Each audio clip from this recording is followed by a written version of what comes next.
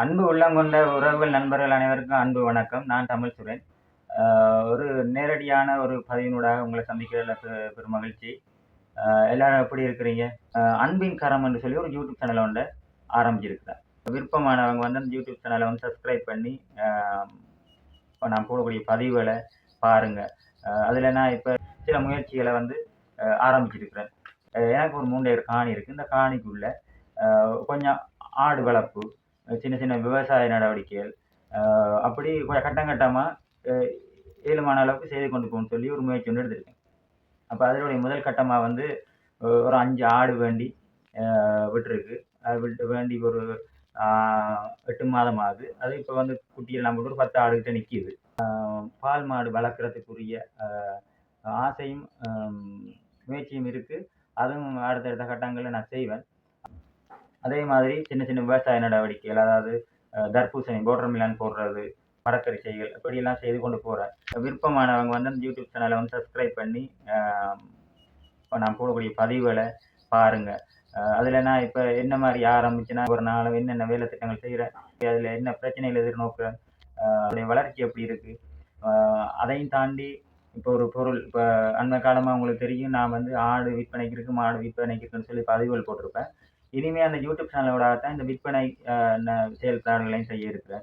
அப்போ உதாரணத்துக்கு இப்போ நாங்கள் ஒரு பொருளை, ஒரு ஆடு மாடோ ஒரு கோழியோ விற்பனை செய்ய போகிறோம்னு சொன்னால், நாங்கள் ஊருக்குள்ள ஒரு 2 பேருக்கு சொல்லி ஒரு இடைத்தரகர் ஊடாக, ஒரு புரோக்கர் ஊடாக வந்து ஒரு பொருளை விற்பனை செய்வோம். அதில் வந்து எங்களுடைய கஷ்டத்துக்கும் எங்களுடைய பொருளுக்கும் உரிய சரியான லாபமும் சரியான விலையும் கிடைக்குதான்னு பார்த்தீங்கன்னு சொன்னால் இல்லை. அப்போ இப்படி ஒரு யூடியூப் சேனலோட ஊடாக செய்யக்க வந்து அது நிறைய பேருக்கு தெரிய வரும். அவங்க ஒவ்வொருத்தரும் அதனுடைய விலையில கதைக்க விலையில சரியான விலையில் வந்து எங்களுக்கு கிடைக்கும். அப்போ அந்த எண்ணத்தோடையும் தான் இந்த சேனலை ஆரம்பிச்சிருக்கேன். நான் செய்யக்கூடிய வேலை திட்டங்களை நான் வந்து இந்த முயற்சிகளை வந்து பதிவு செய்வேன். அதை பாருங்க. அது நன்மைக்கு எதுவாக இருக்கும். நீங்களும் ஒரு முயற்சி எடுக்கக்கூடிய மாதிரி இருக்கும். பார்த்து ஆதரவு தாங்க. நான் ஆரம்பிச்சிருக்கிற இந்த தொழில் முயற்சியில நிலைமை எப்படி இருக்கு, அதனுடைய ஆரம்பம் எப்படி இருக்கு, என்னென்ன செய்திருக்கிறேன் ஆரம்பத்துக்கு என்றதை பார்ப்போம். எல்லாரும் சொல்ற மாதிரி வாங்க வீடியோக்குள்ள போகலாம். அனைவருக்கும் வணக்கம். Welcome to my channel. என்னுடைய தொழில் முயற்சியினுடைய முதலாவது பதிவை வந்து ஃபேஸ்புக் ஊடாகவும் யூடியூப் சேனலூடாகவும் பார்த்து கொண்டிருக்கிற உங்கள் அனைவருக்கும் நன்றி. நீங்களும் வாழ்க்கையில் கஷ்டங்கள், துன்பங்கள், பிரச்சனைகளோட, பொருளாதார குறைவோடு பயணிக்கிற ஒரு நபராக இருந்தால் கட்டாயம் வந்து தன்னம்பிக்கையும் முயற்சியையும் கைவிட்டுறாதீங்க. எல்லாமே ஒரு நாளைக்கு மாறும் என்ற நம்பிக்கையோடு இருங்க. அதற்காக உழைக்கிறவர்களாகவும் இருக்கணும்.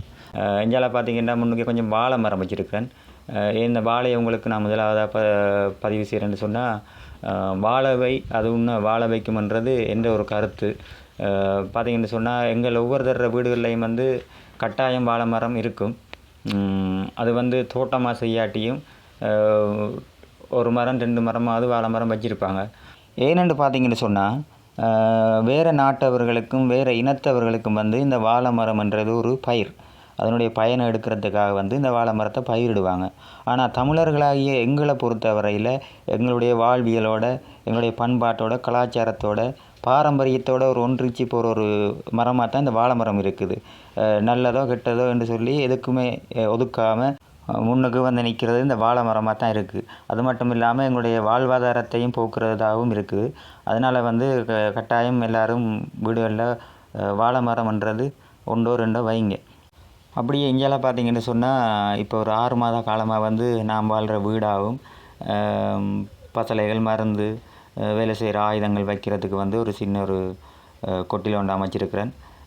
அதுக்குரிய வேலை திட்டங்களையும் இன்னும் செய்து கொண்டிருக்கிறேன். மற்றது வந்து இங்கால ஆட்டுப்பட்டி, இதை வந்து பாருங்கள், ஒரு 50 ஆடு வளர்க்கக்கூடிய மாதிரியான ஒரு பட்டி தான் போட்டிருக்கிறேன். இதுக்கு வந்து நான் எந்த ஒரு செலவுமே செய்யாமல் எல்லாமே நானே தேடி இந்த பட்டியை வந்து அமைச்சிருக்கிறேன். மட்டையில் வெட்டி கொண்டு வந்து சுத்தவர வடியாக அடைச்சி ஒரு 50 ஆடு வளர்க்கக்கூடிய மாதிரியான ஒரு இதை வந்து அமைச்சிருக்கிறேன். பார்த்திங்கன்னா உங்களுக்கு தெரியும். இன்னும் வேலை திட்டங்கள் வந்து இன்னும் முடியலை. இன்னும் முன்னுக்கெல்லாம் வந்து தாரமெல்லாம் அடித்து இன்னும் வேலை கிடக்கு. பாருங்கள், அங்கால பின்பக்கமும் வந்து தகரமெல்லாம் அடுக்கி இருக்குது. அப்போ இப்போதைக்கு ஓரளவுக்கு சேஃபாக இந்த வேலை திட்டங்களை செய்திருக்கிறேன். இதுக்குள்ளே ஒரு 50 ஆடு வளர்க்கலாம்.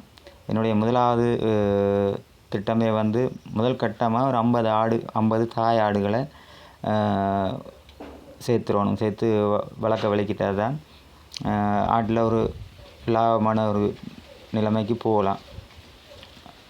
அதையும் வந்து உள்ளுக்கு நான் வந்து குட்டிகளுக்கு பெரிய ஆடுகளுக்குன்னு சொல்லி பிரித்து தனித்தனியாக அடைக்கக்கூடிய மாதிரியான இது ஒழுங்குகளும் செய்து கொண்டிருக்கிறேன். பார்த்திங்கன்னா உங்களுக்கே தெரியும். இதுவரைக்கும் எந்த ஒரு செலவுமே இல்லாமல் தான் இந்த பட்டியை நான் வந்து அமைச்சிருக்கிறேன்.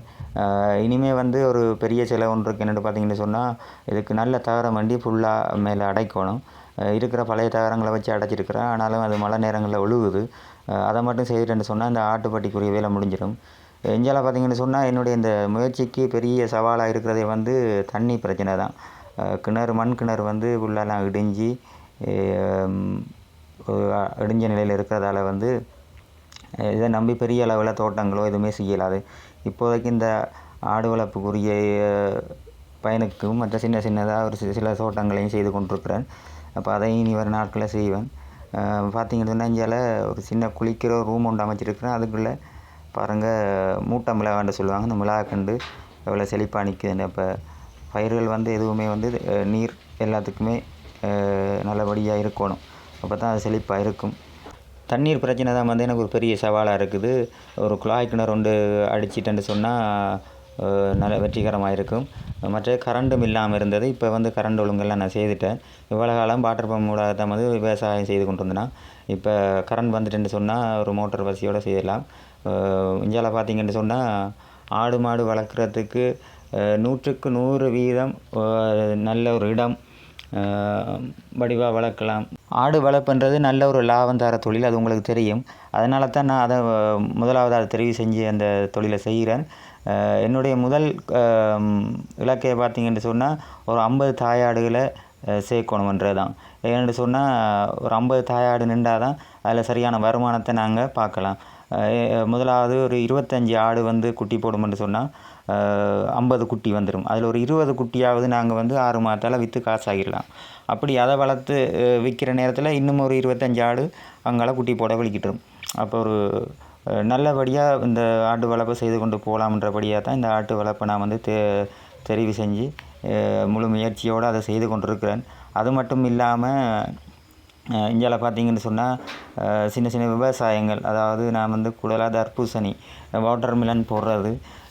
இப்போ இது என்னத்துக்காக இப்படி வரம்பு மாதிரி எல்லாம் பிடிச்சி செய்கிறேன்னு பார்த்திங்கன்னா, இதுவும் வந்து ஒரு யூடியூப் சேனல் ஊடாக நிறைய முறையில் பார்த்து தான் மரவள்ளி செய்கை. நாங்கள் சாதாரணமாக எல்லோரும் கூடுதலாக எங்களோட பகுதியில் சும்மா உழுது மரவள்ளி செய்வாங்க. ஆனால் இது வந்து நான் நிறைய இந்தியா யூடியூப் சேனல்கள்லையும் பார்த்து ஒரு முறை தான் வந்து வரம்பு மாதிரி உயர்த்தி அதை நல்ல வடிவாக அகலமாக வரம்பு மாதிரி போட்டு அதுக்கு பிறகு மரவள்ளியை நடுக செய்கிறாங்க.